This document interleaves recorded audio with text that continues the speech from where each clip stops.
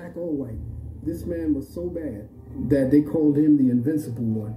Just to say that there was nobody badder than this man in the West, and that's been co-signed. The brother's name is Bass Reeves.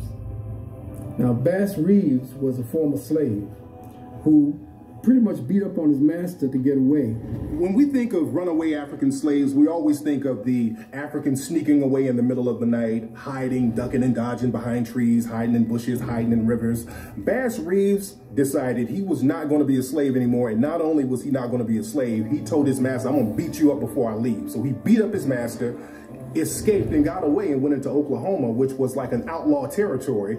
So he actually got away and became very prominent in the Old West. When they began to open up the Oklahoma territory, they needed to recruit people. And they recruited him because he knew the Creek language, he knew the Muskogee, he knew how to speak the Seminole language. He knew all of the natives of the area, and he sat with them to learn about their traditions. The real life of this black man, Bass Reeves, became the mythic legend of Hollywood white cowboys. He brought in 3,000, count them, 3,000 bad guys. I'm talking about the worst murderers. He got 3,000 of them, killed 14. All of who the Lone Ranger became when you saw him on TV was actually the life of Bass Reeves. African people, in many ways, the Underground Railroad established African people moving west and establishing places to be able to protect them. And so in the study and the research of the Underground Railroad, you will find that there are African-American communities that were established and have been there from before people can actually talk about it historically. Many people don't realize that African-American people founded and settled many cities around the country. Buffalo, New York was founded by a black man. They called him Black Joe Hodges. Many African-American people had a less volatile relationship with the Native Americans. A lot of the European settlers, they were beefing with the Native Americans. So they couldn't go into certain areas peacefully. But a lot of African-American settlers would go in there and they had somewhat of a camaraderie with the Native American people. In Los Angeles, 44 African-American families came to Los Angeles and founded Los Angeles. The governor of what was then known as Alta, California, which is now the state of California, the governor was a man of African descent named Pio Pico. And there's a street out here in Los Angeles called Pico Boulevard named after him. You had an African-American woman named Biddy Mason, who was a very wealthy landowner in early Los Angeles. So African-American people were very prominent in founding many cities around America. Chicago was a city founded by Jean-Baptiste Pointe-du-Sable, a brother of Haitian background coming up through and founding this city, Chicago, because that is what the indigenous people called it in this part of Illinois. Now, Seneca Village really is a misnomer for Senegal Village. Seneca Village was a community in New York City that was purchased by freed Africans. When the enslavement of African people was abolished in 1827, Senegal Village became a meeting place for African people in general. The backstory, it is believed that Senegal Village became part of the Underground Railroad for African peoples. Starting in 1855, you're going to have people start to call it a shanty town, where people who are squatters live. They're going to demean the importance of Senegal Village. They're going to say, you see all these African people moving up in here, and they're squatters, they don't belong there, and we need to create a park. And so they begin to put themselves upon the people. Finally, the mayor signs an edict saying, eminent domain, you got to get out. And so by 1857, the last Africans were forcibly removed from their homes. What's interesting about Central Park, it was once an African-American community, Seneca Village, and now there's an ancient African monument. There's an obelisk in Central Park right now that's from ancient Africa, from ancient Kemet, and a lot of people don't even realize it's there. A lot of people think that the enslavement of African people was only down south. That's not true. The largest plantation in the 13 colonies at one point in history was in Brooklyn, New York. And you know that area down there, down by Battery Park, where they used to bring the ships into that area, the port? And they would dock the ships, and they would bring the Africans up out the ships, and they would walk them across to be sold. However, what they did was, because they couldn't sell all of them, they used to put them in different prisons along this particular path. And then they would march the Africans that they were ready to sell down the street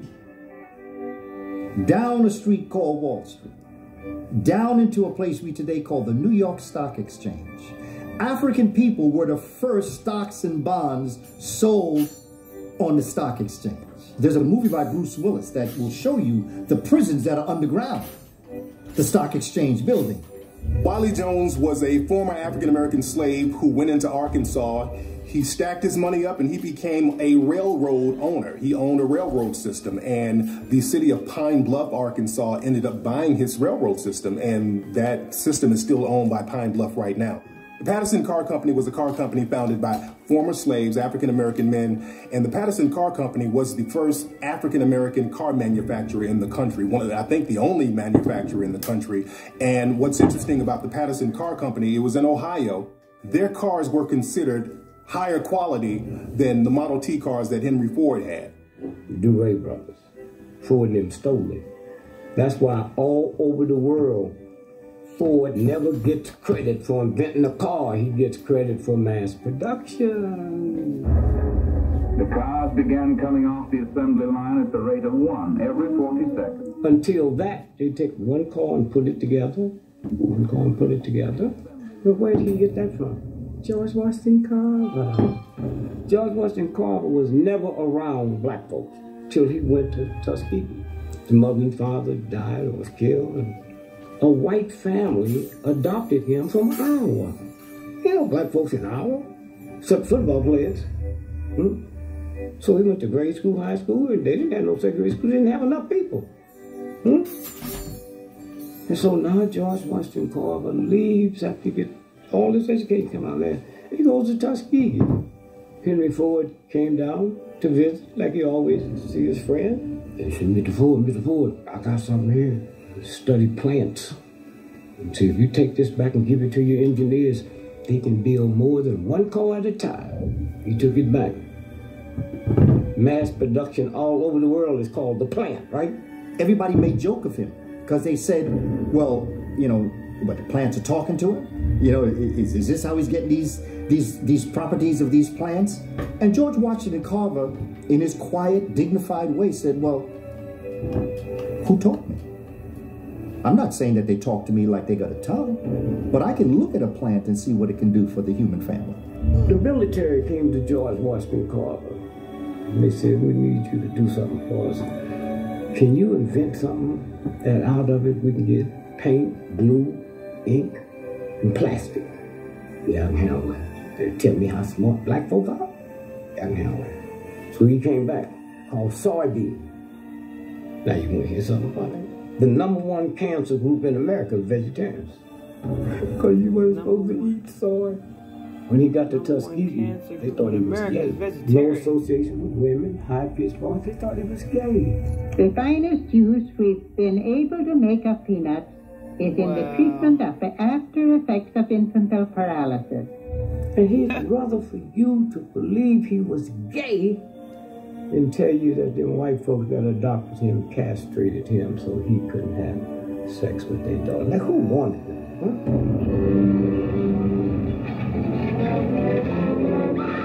Did you see King Kong? New York City, Empire State Building? That's about Jack Johnson and the white ladies. Why would the gorilla go to New York? They ain't got no bananas, and Lord, no ain't no trees. Why did they go there? The boxing capital of the world is Madison Square Garden. If you don't know how to break it down, also controlling the pace of the fight. We have to understand that in our celebration of Jack Johnson and that one-on-one, mano-a-mano, man, this is you and me, and this is what we're going to deal with. There were lynchings the day after every fight. And that's very important to understand as it relates to the psychology. He used to love to drive. He used to love the speed. And he'd be speeding someplace, and the police would stop him. And because they saw that he was a person of African descent, because they saw the car that he was driving, some may have known who he was, but they said, well, what is this man doing with this car? They would fine him. They say, okay, we're going to give you a ticket for speeding. Here's a $500 ticket. $500 for speeding back then? Story has it, he'd give him $1,000. He said, because I'm speeding back. In the sport of boxing, there has always been a need for the great white hope in boxing. Since there could not be one in real life, Hollywood just created one, and that's what the Rocky movies were about. They were giving out the awards in Rocky 1, okay, the Oscar. And Muhammad Ali came out, and he was the one that gave Sylvester Stallone the award. But, can't you see I'm working? I'm the real Apollo Queen. You stole my script. And Ali, in his most powerful way, came out and said, you know that story was about me. He said, you know that was about me. You know that y'all dream about beating a black man. He said, but you know what? The only place you'll ever hear it is in Hollywood. They don't want that shit. They don't like that shit.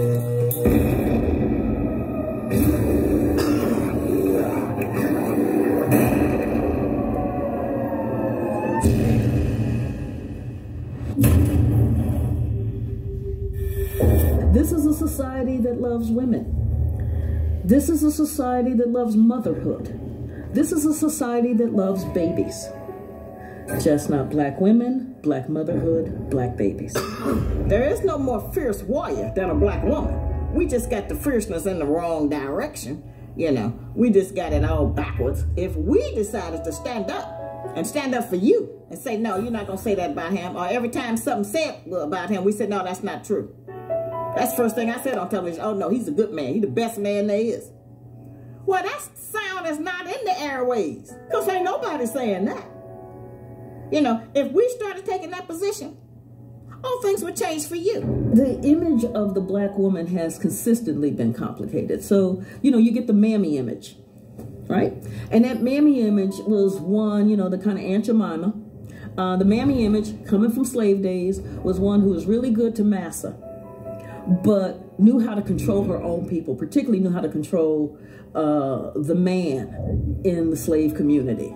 And so where she's like all huggy, snuggly with the white child and yes, whatever you need. When she was back in the slave cabin, she's domineering. You have the concept of the African woman as the Jezebel. She's free with herself. And then you have the mammy complex, where you have the heavier set woman.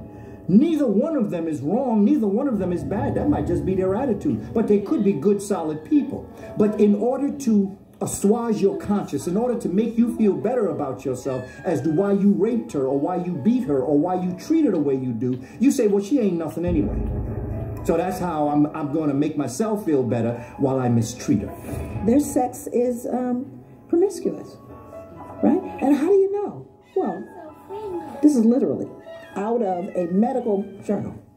Their protruding buttocks and genitals were offered as evidence of their pathology of lust.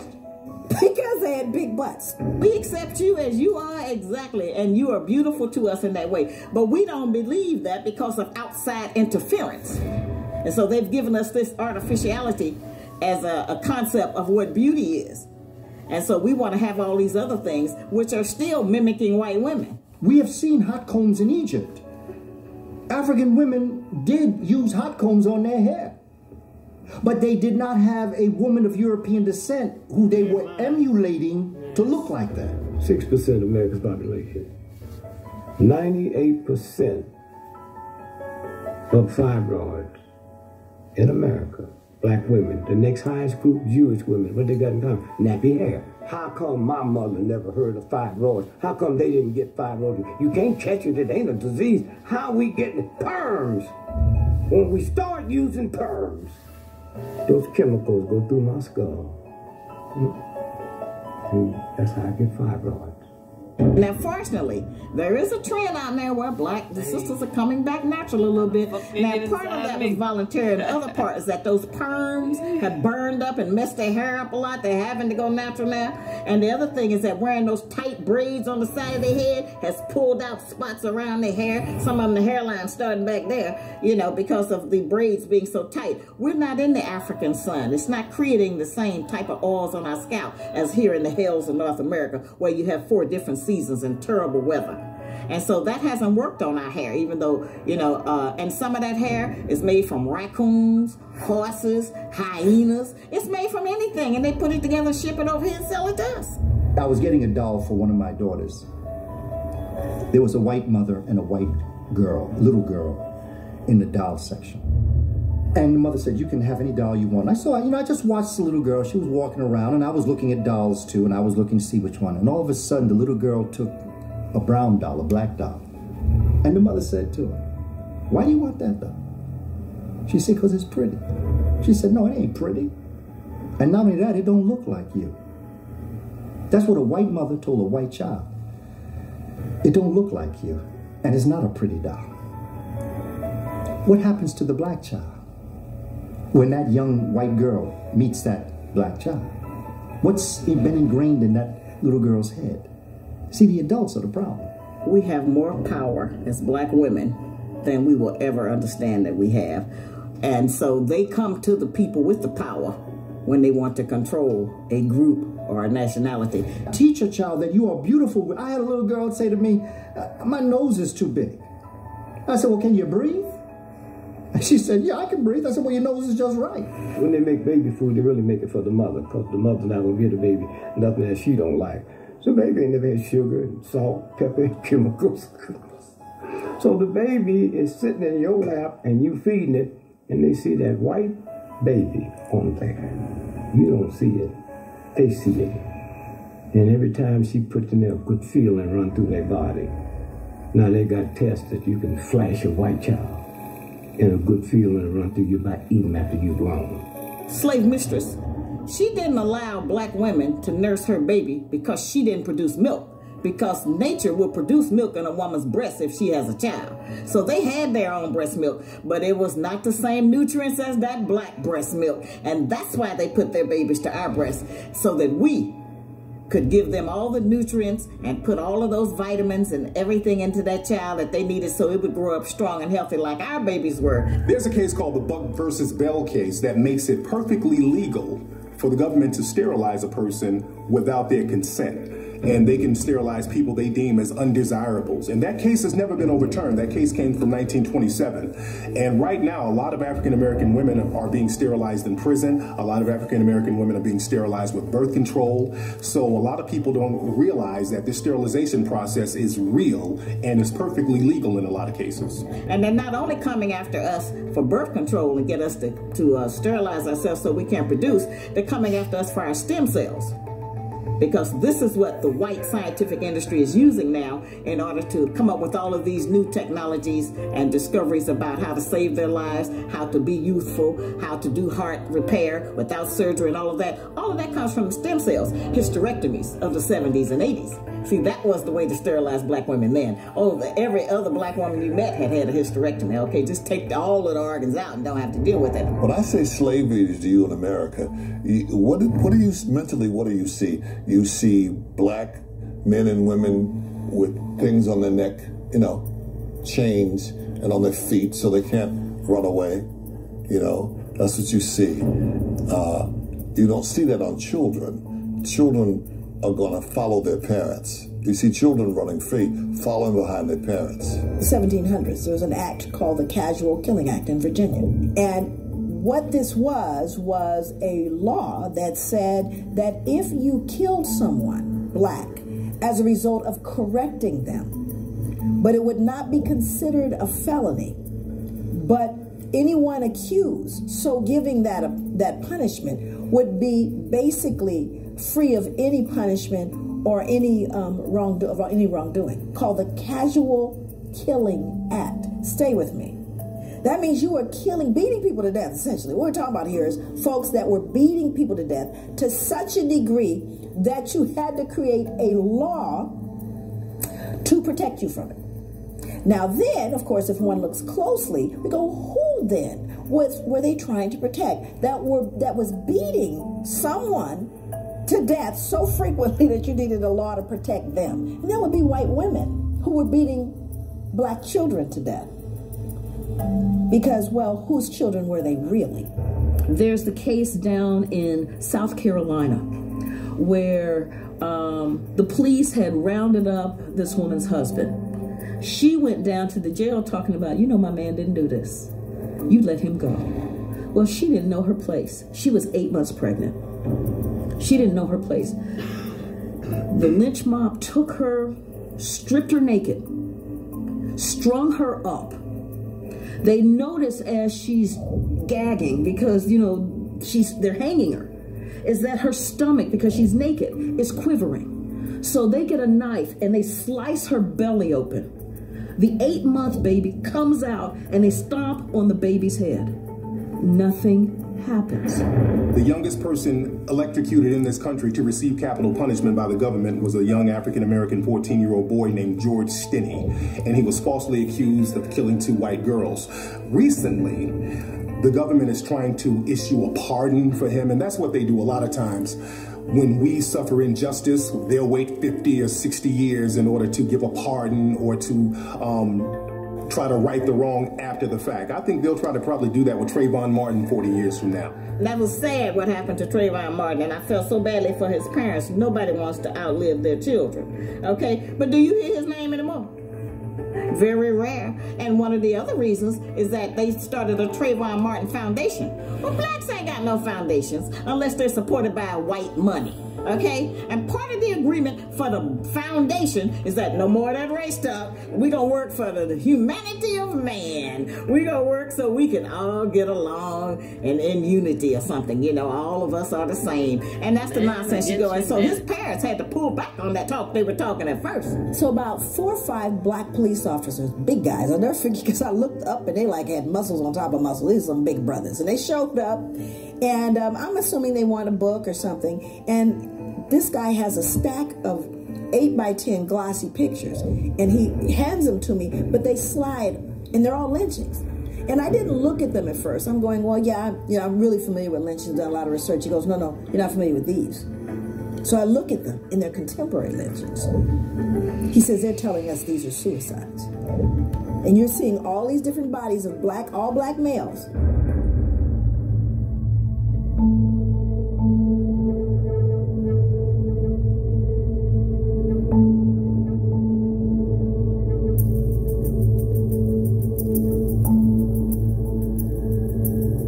He worked in a drugstore, and he sent a white girl that he worked with a Christmas card.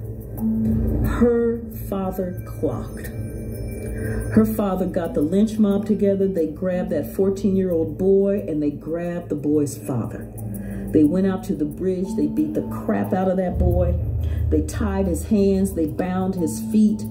They yanked the father's head to force the father to watch as they threw the boy into the water, alive, with his hands bound and feet bound, to watch his son drown. If a white group of boys do something, they'll say 4 white teens broke into a store downtown. If a black group of boys do it, 4 black men broke into this place and did this and did that. They use a different language for what they give their children and what they give ours. If the black boys do something, they put their faces right up on the camera. I don't care how old they are. That's where the new ruling came from about trying as an adult. That was against you, okay? And then if a white boy do something, they put a screen over their face, or they'll show the back of his head. And I say if a person just turns on the television, you put a child in front of the television for 6 months, they will learn racism, white supremacy, because they're seeing white, white, white, white, white. White, white, white, white, white, white, white, white, white, white. There may be a black image, hopefully one that's constructive, but many times not. So the culture is teaching itself 24/7, as all cultures do. If you look at what happens in our schools as it relates to institutional white supremacy, you still see the child being impacted horrifically by the miseducation of the child and their minds. My argument is psychologically that when you have a young woman of European descent, 23 years of age, in a classroom of children that are in the 7th grade, 12, 13, 14, there's going to be very serious social problems in that classroom. Many times when a young African American may act out in class, that teacher takes it personal and believes that he is attempting to cause physical harm to her. A sister in the class, at least, not all sisters, but I know a lot of sisters, something going on, she said, hey, Kwame, sit down, man, stop. She doesn't take it personal because she probably has a little Kwame at home. That she sees him as a young man that's just doing his thing.